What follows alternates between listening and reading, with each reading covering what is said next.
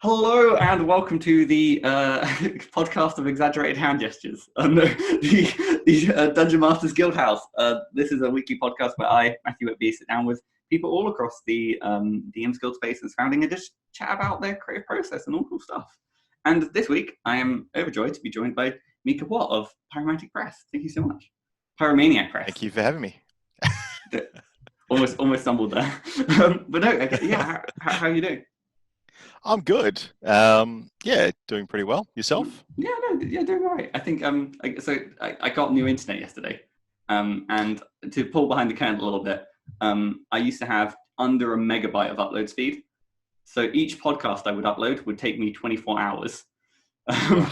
And yesterday That'd be a struggle. Yeah, it was the worst. But yesterday, it's so much faster. I didn't know the internet could be this fast. But enough about me and my internet. So for those listening who may not necessarily be aware of things you do with Pyromaniac Press and surrounding, what sort of stuff are you known for? Well, I'm probably best known for the archetype books. So, Faiths of the Forgotten Realms 1 and 2 were fairly big, and Blackstaff's Tome of Wizardry was probably the other one that did fairly well. Had a fair bit of front page coverage for a while there. So, but I do a bit of everything. So I've got a number of adventures. I've done some encounter compilations, so short adventures or just short encounter setups. Some race options. I've got a book out there with about 50 odd variations on Tieflings and Aasimar. Feats, spells, other bits and pieces, monsters. So a bit of everything, really. Yeah, I was going to say when I was sort of scrolling through your catalog, and it is literally like spinning all the plates, kind of dipping in. And no focus at all. I just I'm like a goldfish. I just go with whatever I'm seeing at the time. And I was going to say, so have you, over the course of everything that you've done, is there something that you find yourself kind of gravitating towards more often than not? Is there something that you just enjoy? Well, look, I enjoy all aspects of D&D and the relative parts of it. I am in life almost invariably the forever DM, so I spend a lot of my time behind the screen. So I mean, I really enjoy creating adventures, but adventures are a difficult prospect on the guild, because unlike everything else, which is really just interpretive drop-in material. So if you want spells or you want class archetypes, the adventure in the campaign doesn't really hinge on that. And so you can kind of pull them in, drop them in, pull them out, etc. They don't come with a lot of context or baggage. Whereas adventures, of course, you've got to have enough information in them to make them workable. You've got to be able to communicate the plot, the themes, and so forth. And you actually have to appeal to people as well, and that can, that runs the whole gamut. So not everybody's interested in the same types of adventures I want to run, and that, which is fantastic because you want that variety, but it's a hard market to sell to. So I think adventures are my first love, but I think product-wise, I really enjoy just about everything. I mean, the archetypes do well. Player options always do well. People want to try out new things and have new experiences. So they tend to do the best. But I enjoy it all fairly equally. I was going to say, to latch on the sort of the nature of archetypes and player facing options. Is there I'm curious about what is your is it because it seems especially with Faces of the Forgotten Realms and some of the other things, it's very much you take a existing kind of lore based situation and then you sort of see okay, well, how is this unique to this sort of player option? Or yeah, well, look, I mean, especially when it comes to the DMsGuild as well, which of course allows for the Wizards of the Coast IP. Mm-hmm. I've been playing D&D for just over 30 years. So I've been doing this a long time, and the kid in me, found the Forgotten Realms very early, and I got very deeply into the lore and really enjoyed that aspect of it. I've played all editions of D&D at one point or another, but I was always fascinated by the Forgotten Realms, and a lot of my history is in gaming in there and the lore. So to me, that's a bit of a natural extension. That being said, I'm not a lore book guy. I think there's definitely a place for that, and certainly with 5th edition, you see some of these great DMsGuild authors coming out with these new lore books, updating the lore, especially with some of the old hands like Ed and so forth contributing, which is fantastic. But yeah, I'm not really a lore guy. But I do love to meld the products to the existing lore. I mean, that's what the opportunity is there for with the IP. So, and Faith's one that was an interesting one because I really enjoyed that the evolution of that was a very strange beast. So originally it was just meant to be some paladin oaths, and there's a big collaboration. There was like Scott Bean from Dragon Rock Press actually spearheaded that, and he put the call out for a collaboration. There's about 20 or 30 people that put their hand up and said, oh yeah, I'll be in that. But this isn't back in the very early days of collaborations when they were pretty new. And very quickly we sort of got a chat going, and we're talking about what we want to do. And I said, well, if you're going to do paladin oaths and you're going to tie them to the pantheon, what about cleric domains? And well, what about the extra stuff that comes with that, spells and magic items and holy books and things like that? And so there was a bit of a mixed conversation around that, and some people were keen, some people were like, oh no, that's a bit too much for me. And over the course of about a week, everybody dropped out. It was just Scott, me, and Alex Klippinger, and we're sitting around and we're sort of thinking, is this a dead project? We're just not going to do this. But I was really invested, and Scott was really invested, and Alex was really invested. 3 of us sat down and said, well, you know what? We can do this. And so, yeah, the 3 of us kind of put our heads together and went, right, 50 gods, 100 archetypes. Let's just dig in. But the good thing is that we're all quite steeped in the lore, and we knew what we wanted to do. The roadmap was already there. I mean, there's some, faiths and avatars, faiths and pantheons. These books, Eric Mona and company, they already mapped it out for us. We were really it was just a conversion. We didn't have to do much in the way of lore.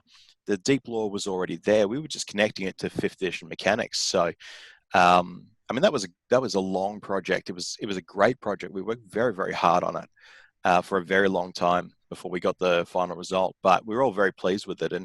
And so, for the rest of my products as well, as much as possible, I like to add some of that realms connection. Otherwise, you could put this adventure anywhere, or you can put this supplement anywhere. It's important to me that it has that grounding in the realms. Most of my adventures take place in either known locations or connections to it. I'll just drop in like nuggets of lore to make sure that people, get that feel of, I'm not just playing an adventure, I'm playing a Forgotten Realms adventure. So. I must admit, so hearing about you detail like the, development process for Faces of Forgotten Realms, it does sound like, it's the idea of like when you have an idea of a project, thinking, oh, it'll just be like a few paladin subclasses, it can't be that many. And then with the fact that you mentioned, was it like 50 gods, 100 plus, was it, or the other way around, 100 gods, 50 gods? No, so the primary pantheon has 50 deities in it. About 48. We added Moradin and Corellon, the primary gods of the Elven and Dwarven pantheons, to round out the 50. It made sense to have. And those were the direct takes from the Sword Coast Adventurers Guide. So they're the 48 primary deities that made it from the earlier editions into the 5th edition book. And sometimes these projects kind of take on a life of their own. I mean, we were only, with 20 plus contributors, we're only meant to be doing 3 or 4 each at best. And that was, really originally it was just going to be paladins, so we were doing like 2 each. Yeah. And then it really got away from us. But that's the beauty of creating for DM's Guild or anywhere else is sometimes the projects just go where they go. You have a plan and you have an idea of what you want to do, and sometimes you stick to that, and sometimes they just take on a life of their own, and sometimes they're the best products. I mean, you don't want to take on too much. No, of course.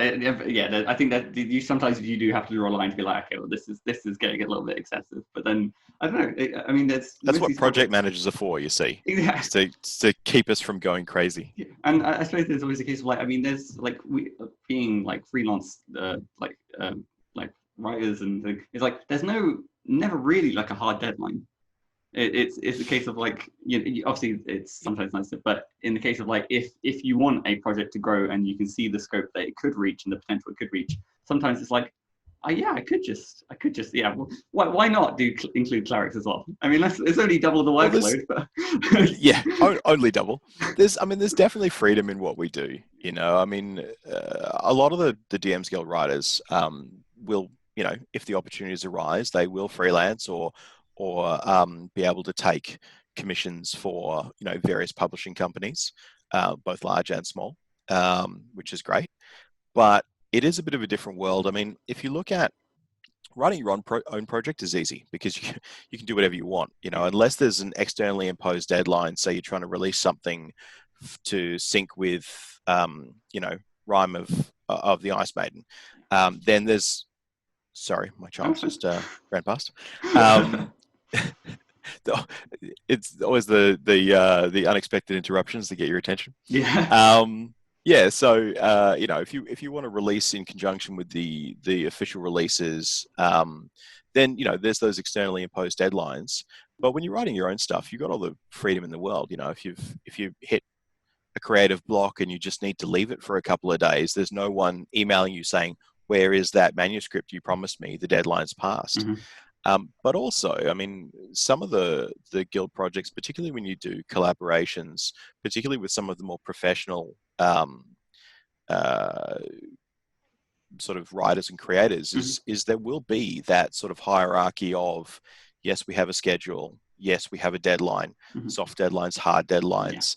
Some of the projects are run really professionally. So yeah, there's a bit of mix of both. I actually recommend for all creators to do or try to get into seeing both sides of it. Having that deadline, having that schedule, having commitments certainly pushes you to produce faster and in some cases better. The freedom to sort of sit around and wander off and have a coffee or just have a slack day because it's your stuff anyway. That's good for stress levels, but sometimes it can be a creator's worst enemy, knowing they can just, wander off and hang out the washing or something instead of actually doing what they're supposed to be doing. I mean, with it, the diamonds are made under pressure and all that. Yeah. So I guess not too much pressure. No, again, otherwise you just get dust. That's right. It goes back around.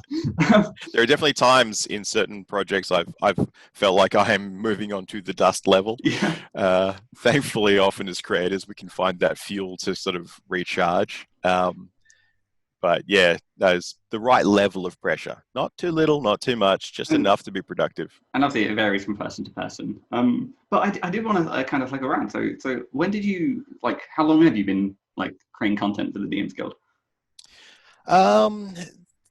So for the DMs Guild, I've been creating for about 3.5 years. I think the first thing I put up was about March 2017. Okay, but I'd actually been creating on DriveThruRPG prior to that. So for about a year or two before that, I'd actually been producing material for DriveThruRPG. When the DMs Guild came along, I was committed to an adventure series at that time. I'd actually kickstarted it in order to get the funding for the art. So I was committed to that when the DMs Guild opened up, and I wasn't actually, I just didn't have the time or resources to be able to join the guild immediately. So I actually joined the guild in sort of the second wave. Your MT Blacks, your Phil Beckwith was sort of there, JVC Parry, Tony Petrecka was another big one at the time. So you kind of had that first wave of creators. I sort of tacked onto that kind of second wave of creators. But I've been at it for a little while now. Oh, incredible. And then I guess so. Again, forgive my almost like tangential topic from side to side. So in writing, was it obviously over the course of like what you've been doing on the DMs Guild, you've written a fair few sort of subclasses. I'm curious. A handful. Yeah. Again, I don't want to understate how much work you've done. But you know what? I actually haven't counted them, but a quick sort of tally in my head. In terms of archetypes, there's probably I don't know, 60, 70, maybe more at this stage. That's probably too many now that I think about it. You know, I think that's a good amount. I think we can probably push those numbers in a few years' time. I think every year, just like after this, I feel like you may want to go count them, and then now you know from now on that's how many I've done.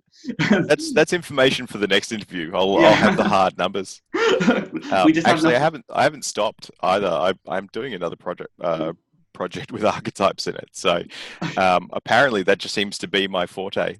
I was going to say, yeah, the next time you come on, it's just a PowerPoint presentation of you with a bunch of like pie charts. And you see, in quarter one, I had made 7. But no, so to get onto like I guess the sort of the mechanical crunch, like what is it that like, what like are there like any like tools or tips that you go like help you create a subclass, or like because I think a big thing behind it is like balance, or just like, you know, not sort of like taking too much from like other classes or other subclasses that kind of do the similar thing, or yeah, look, I think you know, my personal philosophy is that you want to create something that people want to play, but you also want to continue to ensure it has its distinct identity. And look, I'm a big one on this, and anyone who's worked with me will tell you this. Power creep is my big bugbear. So every time I create a supplement or work in a collaboration or head a collaboration, my aim is to have the archetypes fall somewhere between PHB and Xanathar's level in mechanical power. And the reason for that is, I mean, the various archetypes and classes, they do range. You do have some fairly weak classes and archetypes, and you have some fairly powerful classes and archetypes, and a lot of them are circumstantial. They'll be strong in some cases and weak in other cases, depending on where you're fighting or what you're fighting, or you know, the environment the character or the class might be in. But yeah, look, I think when people are creating subclasses, I think you need to be a little bit careful, because there's certainly a desire to make this subclass desirable. It's a bit of wish fulfillment. I like to play fighters, but I don't have a fighter type that I really enjoy. You know, champions aren't for me, or battle masters are too much, you know, record keeping. I want something that does X, Y, and Z.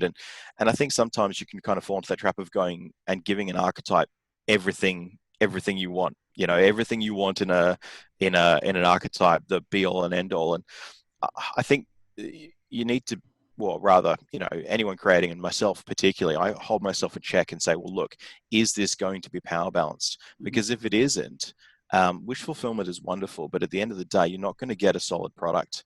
Some people might enjoy playing it, but it'll destabilize the game if it's, you know, the Rolls Royce of archetypes. And so I tend to put it up against things. You know, there are definitely archetypes in Xanathars which certainly peak, and archetypes in the player's handbook, you know, the much maligned Beastmaster Ranger, that tends to be put on the bottom of the pile. And so yeah, the important thing is mechanically is to find that range and then work within that range. And archetypes, they're pretty formulaic. I mean, I wish I hadn't actually prepared for this, but I wish I'd found it. There is actually a couple of products on the DMsGuild that talk about how to create your own archetypes. You know, every bard archetype is going to have the same sort of, you know, abilities at the right levels. You know, or we'll go back to Ranger, where you look at Ranger and it's got, you know, at a certain level, it'll be a defensive style ability. At others, it'll be utility style ability. And so there is actually a fairly simple formula for the approximation of what kind of power and what power level should go in an archetype for all the classes across all of the books, really. So, I mean, Wizards get it right most of the time. There are a few corner cases and niche archetypes which can be a little bit game breaking, particularly in certain combinations with other things. Yeah. But otherwise, I think if you take the time to analyze how these things break down, you can end up getting quite balanced archetypes quite easily. It's what I do isn't rocket science. It's quite simple. There are a lot of people in the guild that do it as better, if not better, than I do. So there's endless variety, which is good as well. So as long as, and again, as you mentioned, you don't steal too much from other classes, because you don't want to be going, well, I need a fighting wizard, so I'll just take all the good stuff from here and all the good stuff from here, and suddenly I've got, once again, this overblown or overfilled archetype that tries to be everything to all people. So I guess in the course of like writing stuff like that, do you have any I guess like, I was going to say horror stories, but I feel like that's a little bit, but like any situation where you've made something and in sort of reflection or sort of going back to, you're like, this is way too strong.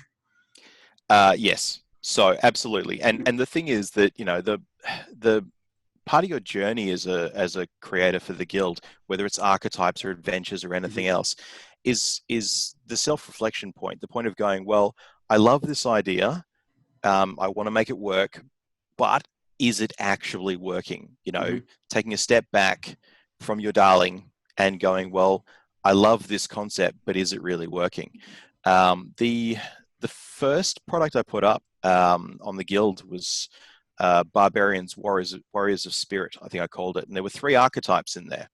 And they're not actually too bad, all things considered, but one of them I redid the rage mechanic, with the idea being that it was meant to be a controlled rage. So instead of having your sort of out of control barbarian, you had someone who sort of fell into this almost Zen state of, of focused anger. And while it wasn't particularly overpowered, it took away some of the limitations of rage. And I think mechanically those are there for a good reason. Like the ability to not cast spells while you're raging. The archetype actually allows you to cast spells while you're raging if you have levels in a spellcasting class, which I, in retrospect, don't think is a good idea. The other one, the big one, and this is also, folks, why you should always either have an editor or collaborate with people. All right, collaborations are fantastic.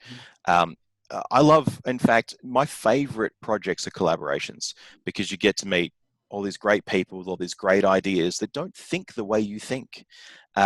Everyone who creates a product thinks, oh, this is a great product, because it's the way we think and what we like. But ultimately, getting everyone else's ideas and everyone else's perspectives on things can open your eyes a little bit. When we did Faiths, I did Kelemvor, the god of the dead for Forgotten Realms, and I really like Kelemvor. I really like the lore behind it, the time of troubles aspect to it, the elevation of mortals to godhood, and I think as a sort of a guide of dead souls, it makes more sense as a death god than a reaper of souls who just is evil and gathers people. It doesn't really make a lot of sense to me. So I like Kelemvor. But I was dead set on giving one of the archetypes a mechanic that was basically essentially a death aura, with the idea being that while in this aura, living creatures would slowly begin to die. Now, you could leave the aura, and you should leave the aura, but if you didn't, it would get progressively worse. And I had my heart set on an exhaustion mechanic, where basically round by round, if you failed your save, you would get a level of exhaustion. On the 6th round and the 6th failed save, you would die. Which thematically, I think, works really well. Mechanically, it was horrendously overpowered. Horrendously. And while the project was always cordial, we were always professional, and we always openly critiqued and took criticism, which was great. I really had my heart set on making this mechanic work, and Alex and Scott told me, this isn't going to work. It isn't going to work. And I said, all right, I'll workshop it. I took it away. Yeah. I fixed it. I brought it back. No, Micah, this is broken. I'll fix it. I took it away. I brought it back. The third time they said, look, really look at it. And I really looked at it.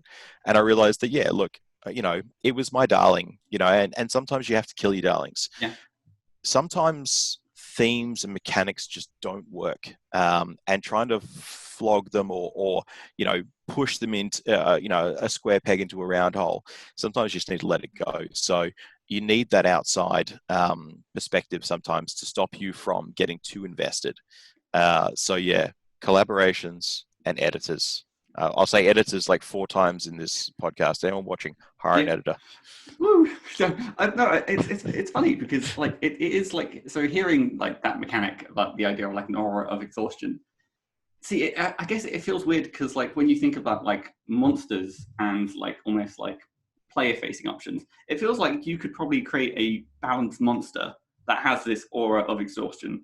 Fairly, like it would be, but the moment you give it to a player, it feels like it's, I don't know, that feels weird because it feels like, No, look, I completely agree. And it's because they're different challenges. So the monsters challenge the party as a whole. Yeah. They have a diverse range of skills that should theoretically be equal to overcome that challenge. Monsters don't have to be fair in a one-on-one. They just have to be a fair challenge. Yeah. So you could certainly create an exhaustion aura or power to put pit against characters. And actually, in actual fact, at least one author I know has done that. Christopher Waltz, who the name escapes me now, but wrote a Feywild adventure, and the final boss in that actually has that, but it's like cold based. So they've got a chill aura, which slowly reduces everyone's stamina effectively. And that was actually quite effective. I mean, it was brutal, but it was quite effective. So you can definitely balance it on a monster. But this is the thing about archetypes, is they have to not just be balanced in terms of the individual power, but they have to be balanced in terms of what everyone else is playing too. You don't want to hand someone an archetype which basically makes them the star player and everyone else the sidekicks, because that's that ruins everybody's fun, except potentially that one player. But any player worth their salt is not going to be happy steamrolling threats while his friends just sit around and hold his cloak. It's not like a net positive of happiness. If one person's really happy and there's like 4 other people around the table going, well, this is yeah, that's right. No, interesting. No, fair. Then, so I guess to maybe again, thank you for indulging my sort of archetypes and subclass discussion. That's right. But I guess as you're sort of like on everything you've kind of worked across, is there like anything that you just love to write? Like, what was your favorite part? Of specific things, or my favorite part of writing? I guess if of any part of like a project or through its like natural like lifespan, what is something that you always kind of look forward to? Or yeah, look, so I think and I expect most creators will tell you this. I have, of all the products I've produced, I have 10 that I haven't. Ideas that get shelved away for another day, and I've got a file that that ideas that range from 3 words, a title and 3 words, through to 20 pages of notes on something that I will eventually develop. And part of the reason that happens is because sometimes you get excited for something, or you just have a good idea but you're too busy and you want to put it down somewhere. Sometimes it's because when you go to create something, the idea seemed like a good idea, but it didn't actually work. Like the idea is fantastic, but to match it to, say, the D&D rule set, or just the mechanics of the rule set, or the idea of the rule set, it doesn't really fit. And so I think for me, the best part of a project is when you have that light bulb moment, that idea that you think, this is going to be great, I'm going to really enjoy developing this. And then you start the project and you begin to tie the mechanics to it. That moment where there's that I guess tip over the peak, where you go, right, not only is this a good idea, but the mechanics actually work. That sort of eureka moment that says, this is a viable idea. And I think that's really motivating to creators, and it's very motivating to me to know that you're onto something, and it's not just a pie in the sky idea. This is actually going to come together to be a product that you think is great and you think that people will enjoy. So yeah, that moment on every project, and it can sometimes be early, it can sometimes be late, but in every project you will have that moment where you go, this is going to work, and that's a big moment for a creator and a big moment of relief where you're like, yes, this will pan out. So that's definitely my favorite part of creating. No, 100%. I think for me, again, I'm very much I guess adventure orientated, which sounds way more, it sounds very, very professional. So, I'm an adventure orientated creator. But I think, I always have that point where like I have this sort of the three word pitch on like a Word doc. And when I finally sort of flesh out the chapters and the subheadings, because that's kind of like I like having my skeleton of a document, not just a skeleton, the skeleton of a document. Should I be checking your closet? If you can open it. Do you have a skeleton advisor that you go to and say, is this going to be a good adventure? Well, I've got Kelmore in there. Kelmore hiding out the back. Yeah, it's just like I should get out of here, but it's quite. I've got a lot of friends in there. But and then it sort of hits that point of like, okay, well, I can see the flow. And then that's for adventure writing. I find that's quite important to see. Okay, well, this is naturally where the players should kind of progress and go through. I 100% agree. That's kind of like a sort of satisfying point. And so when you sort of find that sort of mechanical click, does that also apply for when you're writing adventures? Oh, absolutely. I mean, when I say mechanical, I don't necessarily mean, the nuts and bolts rules. I mean everything that brings it together. So, I mean, you're talking about adventures. You write your plot notes, your plot synopsis, the concept you want to go with, where you want to take it. The climax and the resolution, with the expectation that you can make a story out of this that people are going to want to play through. Sometimes with adventures, you have this great idea for a great bad guy. Oh, this villain's going to be fantastic. But for whatever reason, the way you've envisioned them doesn't necessarily lend itself to an actual adventure. For example, you may find that, the theme or the the motivating sort of, requirements of the villain to do the things they need to do, well, doesn't really lend itself to a party of adventurers interacting with them in their scheme or something like that. So, and similarly, you might write this great story, but it falls flat in the end. You can't get the climax you want, or it doesn't feel like fulfilling sort of storytelling where the player actions, and this is a big one for a lot of adventure writers, where the player actions actually matter. You see, and it's not a criticism, I think it's just part of the evolutionary stage. A lot of adventure writers will start with a story. This is the story I want to tell. And that's great. And every adventure needs that. But if you don't allow the characters to have meaningful choices, then you might as well just have written a short story. Because it's incumbent on the players to make those choices to move the plot along.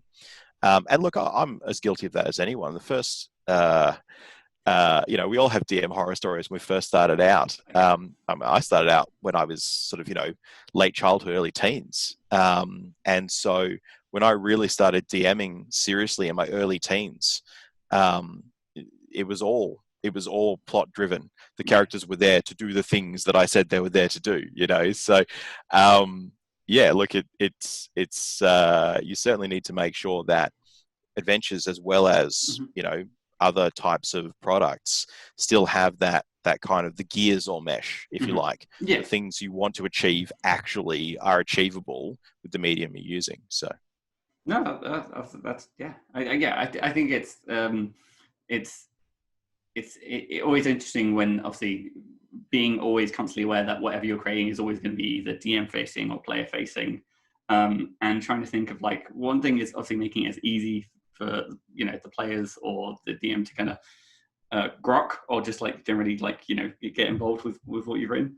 But also I suppose it's balancing the what's the word? I guess like I have completely forgotten my word. Or just the word. No, you know what? I'm gonna cut myself off and say I agree. That's really good. That's a really good point. To smoothly segue over that to see the other side of the coin. Then, is there any sort of like particular part of a project that is your least favorite? Not any one thing. I think all projects have challenges for one reason or another. So, it might be that, you have this great idea and you get 3 words down on a bit of paper and you're like, fantastic, I'll come back to that. And then 3 weeks later, you come back and you're like, what was I thinking? Or you might have this great idea and you're really invested in getting it to work, but, you start putting it together. It might be mechanics or it might be an adventure and you hit a bit of a roadblock or you hit a bit of, sort of creative block. Or, honestly, just real life intrudes and you find yourself lacking some motivation. There's always flat points in every product, one way or another. I've found myself also in places where, the product's 95% done and all I have to do is lay out and clean it up, make it presentable, and you sort of but have just reached that kind of point where I'm just like, yeah, but I'm so done with this thing. I've been working on it for months and motivation's at an all-time low, energy's at an all-time low, I am out of spoons and I just can't push past that final hurdle. And so look, I think all projects have their peaks and troughs. Which also what I will say on that as well, particularly when it comes to creative or motivational troughs where things do get a bit flat, that's where collaborations are so powerful, because with other people pushing, with other people excited, with other people having ideas, and you bounce your ideas off them and their ideas become more refined and your ideas become more refined. If you do hit a block, often somebody else in the project who doesn't think like you do will simply say, well, how about this?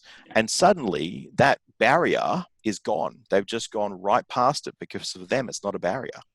When you're at low motivation or when you're at low energy, someone else will step up and their enthusiasm will carry the project on. So, I guess the downside with collaborations, and I say this theoretically because I've been incredibly fortunate with the partners I've had in collaborations.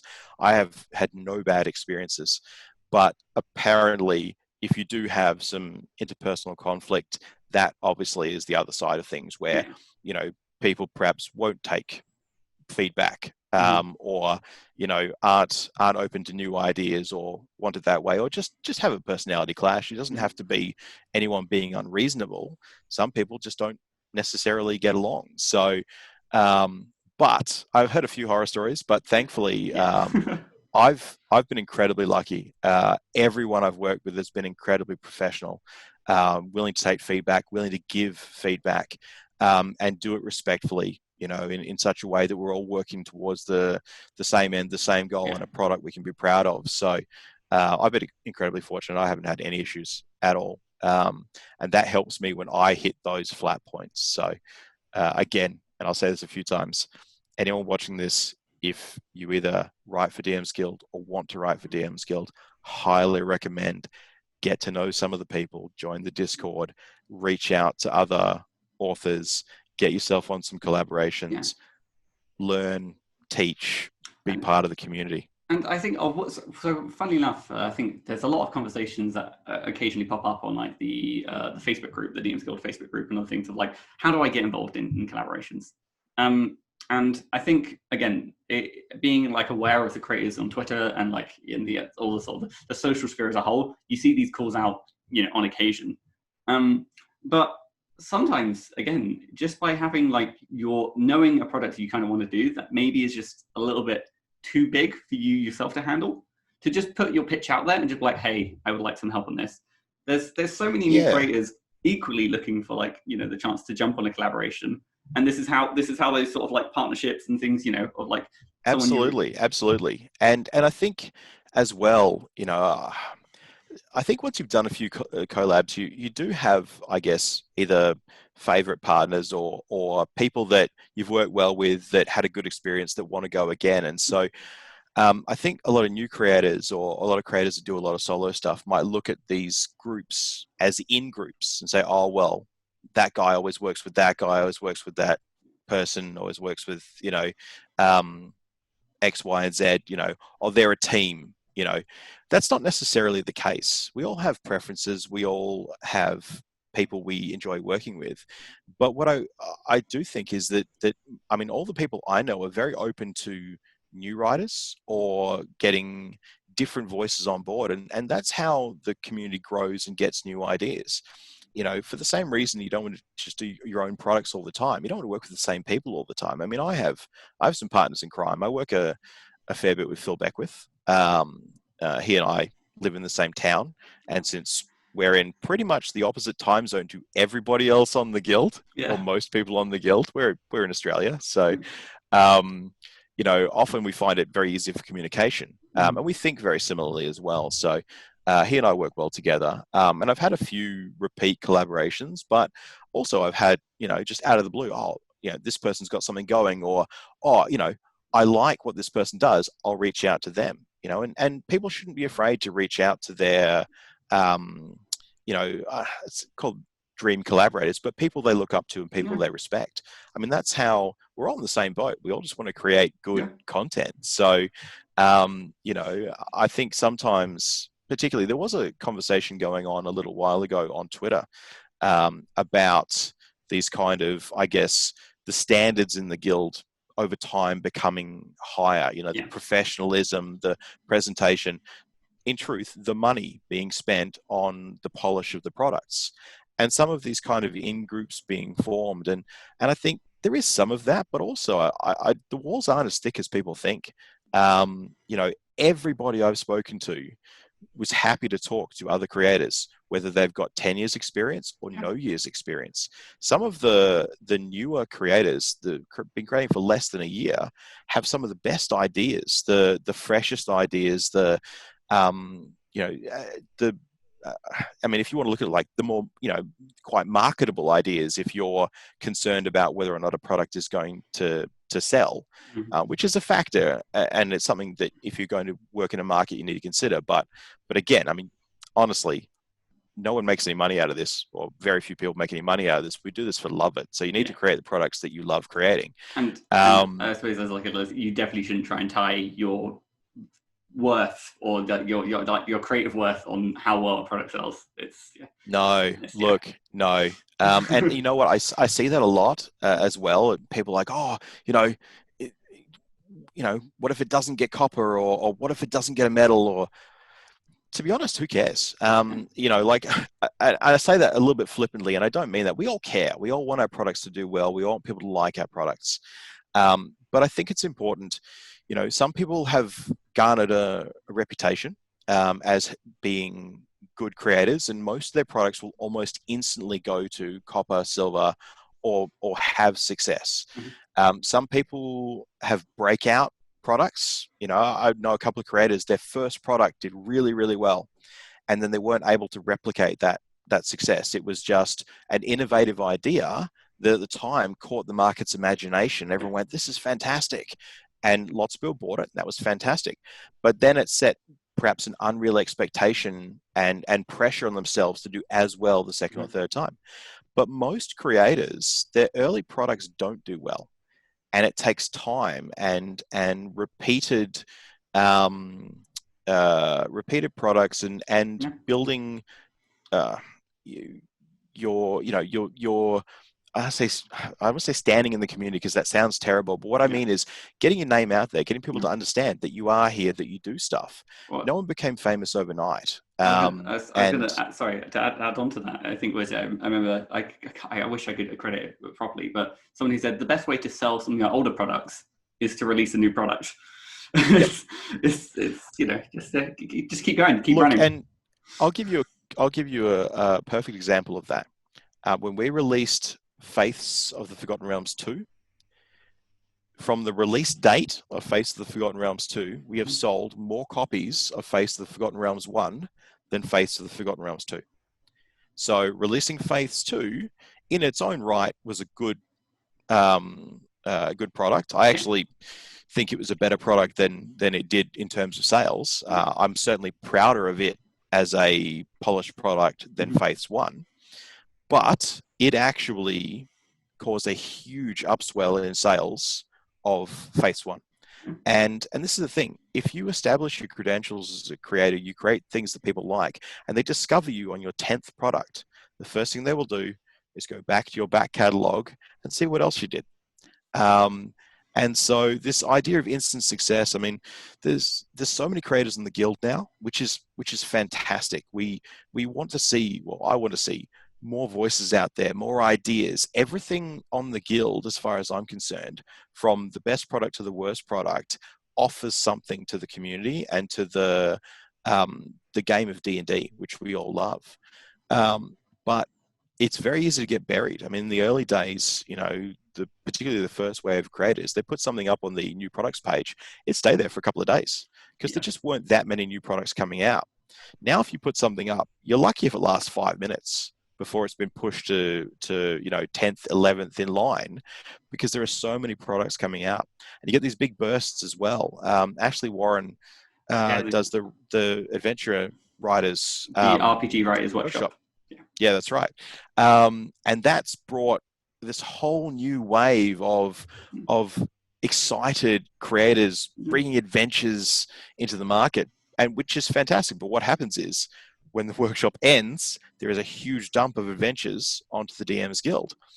And having the content there is great, but I think a lot of, especially new creators, look at that and go, oh, it was there for a second and now it's gone. Nobody knows who I am, and it can no longer be seen. But our products don't go off. They're not milk. Yeah. They will be there forever. And if they're a good product, and you've clearly put time, effort, and love into it, they will eventually see the light of day. You know, many creators have found much more success in terms of recognition in their later products than in their early products. Yeah, it's a numbers game. You know, the longer you stay in it, it's numbers and quality, I would say. You can't just put up junk. Yeah. And you know, I mean, to go back to an earlier point I made with the quality on the guild, in the last couple of years, the quality has the stakes and the standards have got considerably higher. We're now seeing products come out that have had capital sunk into them. There is professional art, there is professional cartography. We've got a number of products coming out these days with the contributions by Ed Greenwood or other individuals that have a strong association. Keith Baker's Exploring Eberron is a fantastic book, but it's produced at a professional level. Yeah. And most first-time creators are simply not going to have the reputation Keith has, and rightly earned, the money behind the product to make it look as slick and schmick, to have the editing, the layout, and all the things that go with it. But that shouldn't discourage people. Yeah. I mean, 30 years ago, Keith Baker didn't exist. 30 years ago, 30 years ago. Well, I mean, he existed as a person, right? Yeah. I'm sure. Yeah, no, he's older than 30. But as a name in the industry, 30 years ago, no one knew who Chris Perkins was. Mm-hmm. Hell, I remember his first adventures arriving in Dungeon Magazine back in, it's a long time ago now, but I was getting Dungeon Magazine as a teenager and seeing Chris Perkins's first adventures. And unfortunately, for the rest of us mere mortals, they were actually really good back then. So, he's just gone from strength to strength. That's why he's in the position he's in. But look, this is the thing, you don't make a reputation overnight, but you can make a reputation by being part of the community, by producing quality work. You don't have to come out of the blocks with, something earth-shaking the first time out. Mm. But if you persist and you produce quality work, that will eventually get recognized. Okay. 100%. Then I guess in to sort of follow that strand of keep creating and sort of putting more stuff out there. What are you currently working on? I've actually got a few irons in the fire at the moment. I tend to run in waves, so I haven't produced anything for a couple of months, but there's all these things working in the background. So the first couple, I've got a list here, so Oh, excuse me please. if I look off to the side of the No, screen. that's fine. So the one that's probably closest to fruition, and it's one that I'm actually really excited about.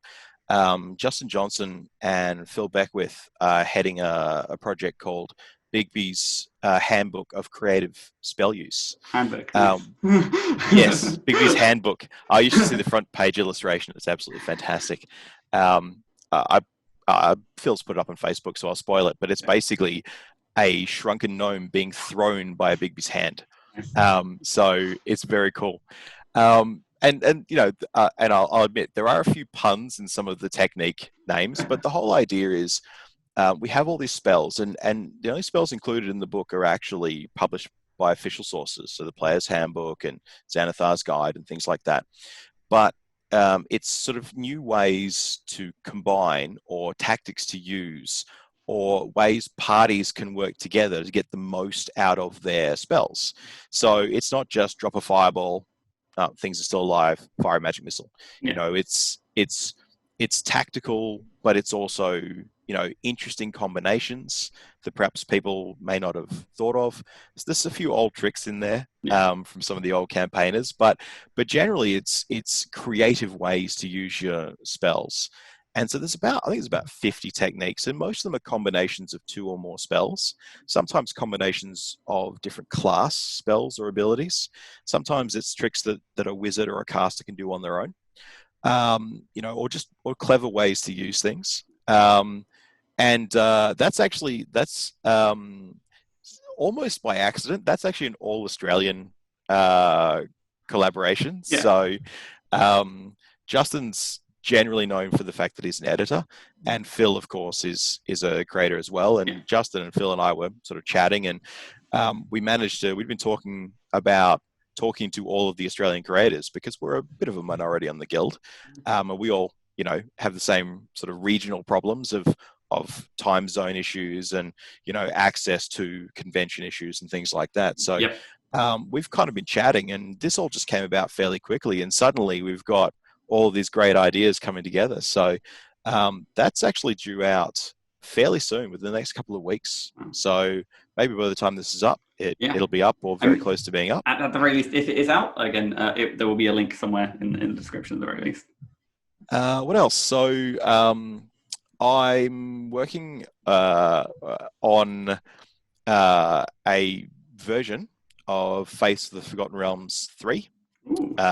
This is a solo project. It's smaller than the last 2, but it's going to be regionally appropriate. So I'm actually tying it to the release of Icewind Dale, and the region is going to be Icewind Dale and the Frostfar. And it's going to be some new gods that we haven't tackled yet, and some gods from the previous books, but all new archetypes that basically tie both the religion and the region together.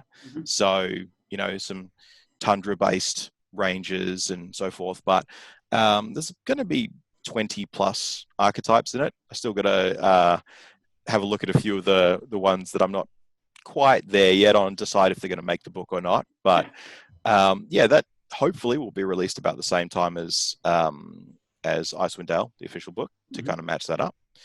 I'm actually in another collaboration, another really good one, with Isaac and Ashley May,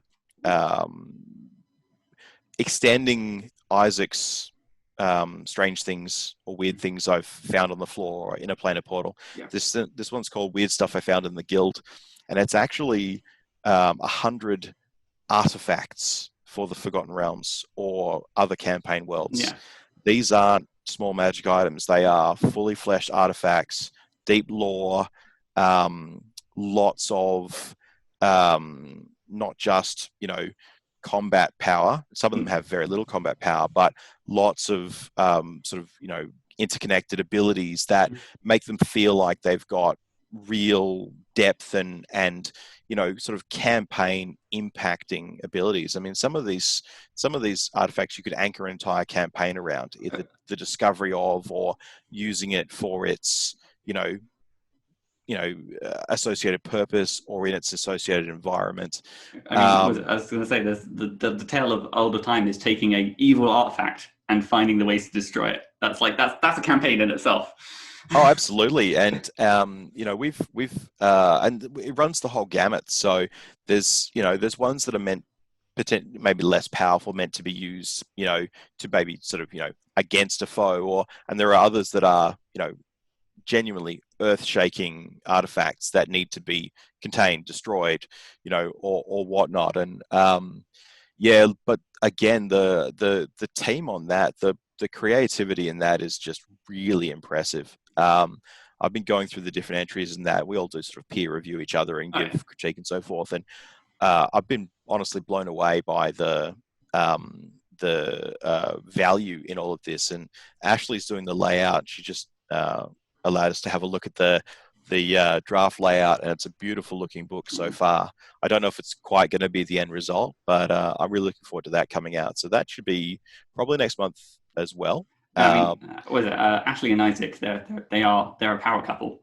Oh yes, yeah. Look, I've had the fortune to work with them, I should say, several times. So they work with me on Faiths 2, and Ashley she's got great prose and great lore. She did a lot of in fact, most of the background information entries on the different deities. Yeah. While the rest of us kind of focused on the mechanics of it and how to match that up. So, and yeah, look, they know the rules. They know how to make a great product. They run, this is their collaboration. They run a great tight collaboration. It's very slick.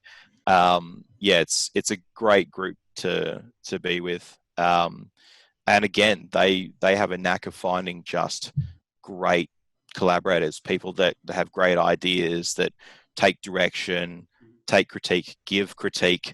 And if you get the right team and the right people running it, you can end up with a really quite an impressive product. So I'm looking forward to that one being released as well. And is that I get it. You weren't lying about it coming in waves. It's like it sounds like you've got a very busy month or so. A couple of months. I think most creators probably find this, that they've got a few things going on in the background, and different projects move at different speeds. So the weird stuff has been actually running for quite some time. It's probably the longest of the three. Bigby's handbook came together quite quickly.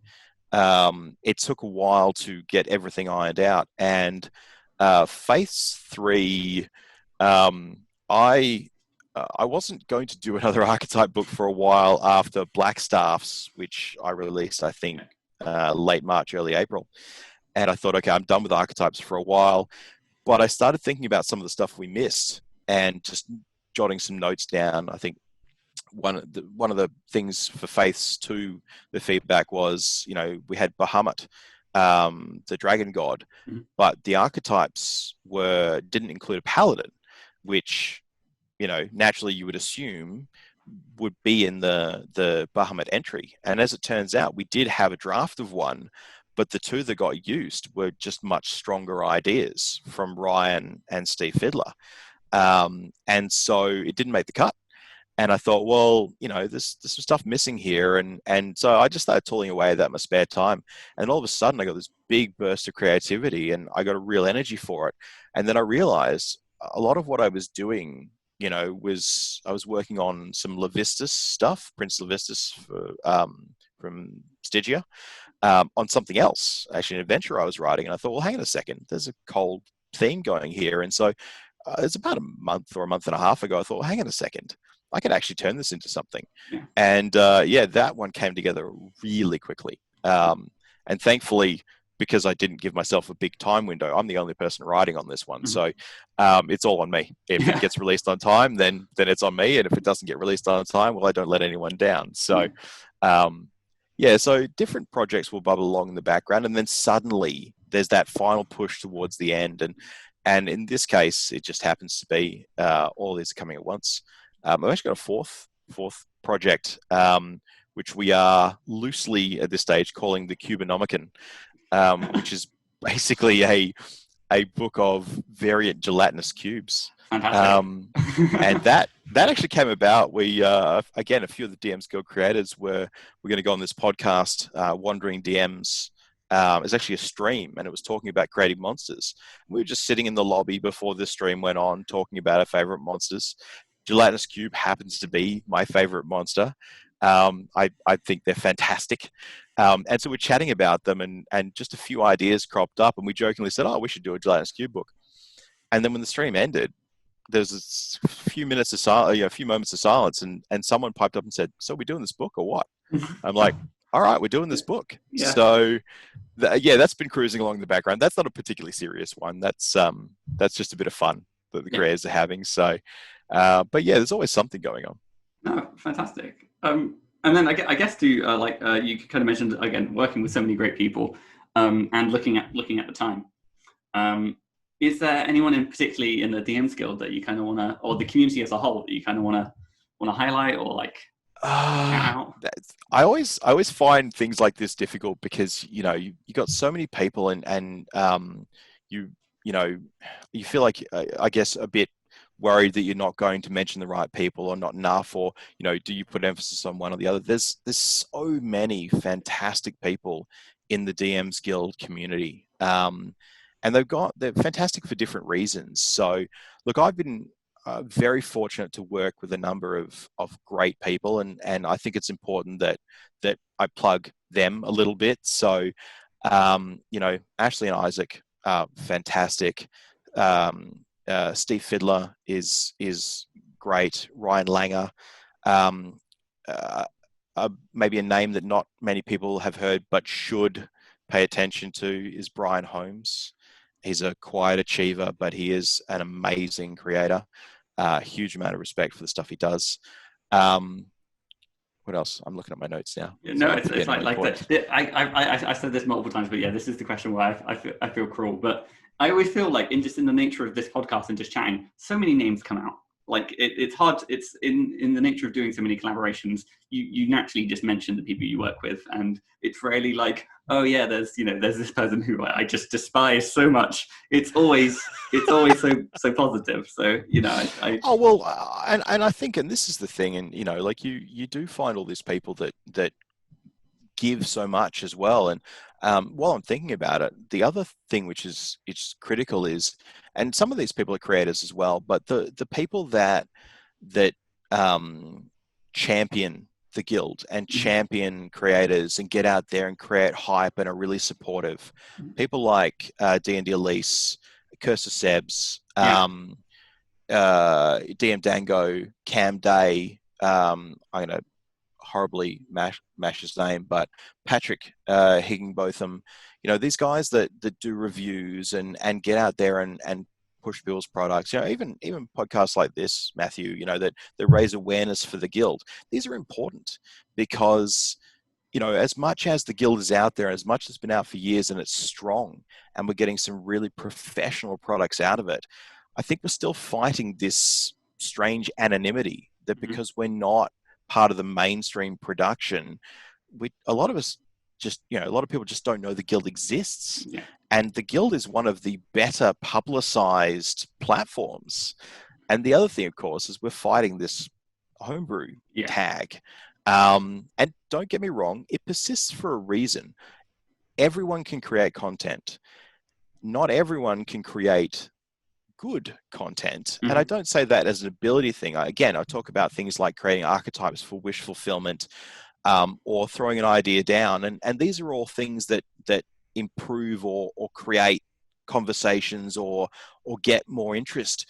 But some of them aren't well executed. And I understand why that homebrew tag follows us around. But the upper 50% of the stuff that's on the DMs Guild is really worth a look. Some of it, I would go so far as to say some of the stuff being produced on the Guild is equal to or even exceeds WotC or Cobalt Press or Green Ronin in terms of quality, dedication, and balance.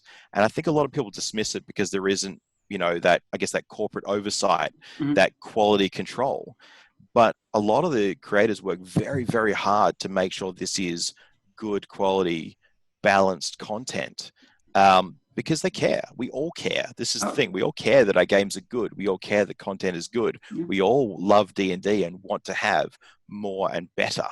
So people that champion creators are worth their weight in gold. And I just can't say enough good things about them. No. Yeah, no. And also, here's another thing. After that sort of anyone asks that question, I'm always like, yeah. Just because, like, how do you really follow on from that? Like, it's like, yeah, no, 100%. Well, and also people that will professionally review as well, or even non-professional reviews. When people give feedback, that again, that creates that that drive to do more and better and refine and get slicker, cleaner products. So, look, I think again, it's community. The community is important. It's not creators. It's the DMs Guild community that makes this work and makes this good and makes it reach for more. Yeah, and we're fortunate to have a very sort of like a community of again a good number of cheerleaders, essentially, of like people raising everyone else up or drawing everything out. No, honestly, I think that's a lovely note to end on. Again, Micah, thank you so much for your time. This has been thank you for having me. I really appreciate it. Yeah, as I say, obviously links to all your Twitter handle and some of your products will be in the description down below. Obviously, be sure to go out and follow him. I've been Matthew Whitby. You can find me at Whitby Writes. Do you want to throw a shout out of where the best place would be to kind of follow you and find out about your upcoming products and whatnot? Well, look, I mean, you can find me on Facebook or Twitter at Pyromaniac Press. I have a webpage, pyromaniacpress.com. DMsGuild, you can always find my stuff, but don't search Pyromaniac Press because publishers aren't allowed on the DMsGuild, so search Micah Watt. I have stuff on DriveThruRPG again. And periodically on the socials, I will throw out a link to a mailing list. If people want to sign up, I promise I won't spam you. And I will give you discounts on my products. Yeah. So if you want to sign up to that, you can find me there. No, fantastic. And then I guess my very last question then is, how do we end the podcast?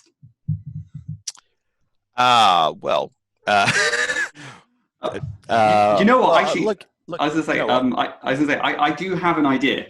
But I don't want to, like, if you've got one, by all means. No. That's fine. So I've recently, again, this is just me to show off. I've recently got a standing desk. And so thank you for coming. I don't have one of those, but I could try and like sink off my chair if that would amuse people.